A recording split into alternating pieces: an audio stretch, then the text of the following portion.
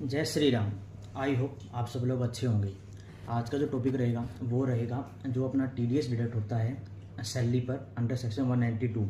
ठीक है, तो इसमें दो केसेज होते हैं। एक जो पर्सन है जो कि इंडिया के रेजिडेंट मीन्स जो एसएससी है, जो as per income tax act जो इंडिया के रेजिडेंट है उनको आप सैलरी पे करते हो। प्लस कोई बंदा जो इंडिया के बाहर का है वो इंडिया में आके जॉब करता है तो नॉन रेजिडेंट हो जाएगा। कुछ कंडीशन फुलफिल करने के बाद उसको आप सैलरी पे करते हो। तो दोनों केस में आपका क्या होता है, टीडीएस डिडक्ट होता है। ठीक है, तो सैलरी पे जो टीडीएस डिडक्ट होता है उसके लिए क्या जाती है, टीडीएस रिटर्न जाती है जो फॉर्म नंबर है 24Q।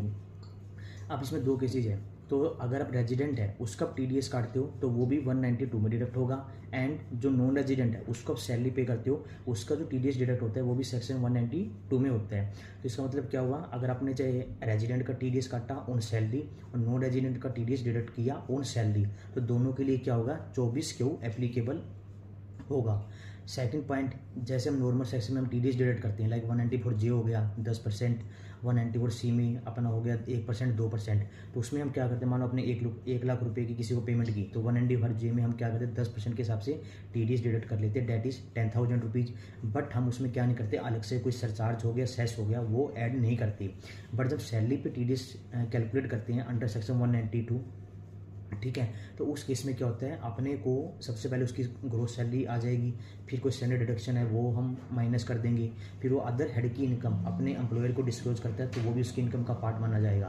फिर कोई डिडक्शन होती है लाइक एलआईसी मेडिकल, वो सब माइनस होती है। लेकिन नॉर्मल जो सेक्शन होते हैं उसमें डायरेक्टली 1 लाख की आपने प्रोफेशनल फीस की पेमेंट की तो डायरेक्टली 1 लाख पर टीडीएस करता है। बट आपने सैलरी 1 लाख की पे की एक महीने में तो साल की होगी 12 लाख, तो 12 लाख रुपये होगी। फिर उसमें से आपकी 75,000 रुपये स्टैंडर्ड डिडक्शन, फिर LIC medical donation, same bank का इंटरेस्ट, वो सब डिडक्शन माइनस होती है।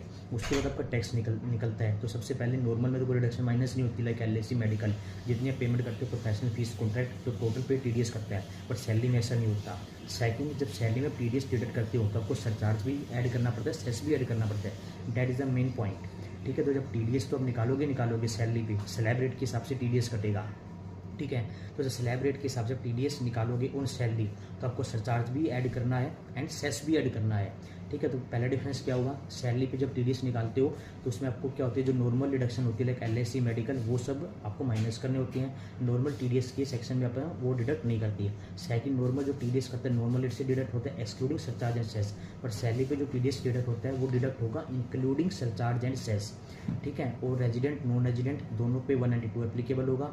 दोनों की जो रिटर्न है वो 24Q में डाटा जाएगा। सरचार्ज एंड सेस आपको लगाना पड़ेगा जब आप टीडीएस डिडक्ट करते हो अंडर सेक्शन 192। कोई भी डाउट हो तो आप कमेंट कर सकते हैं।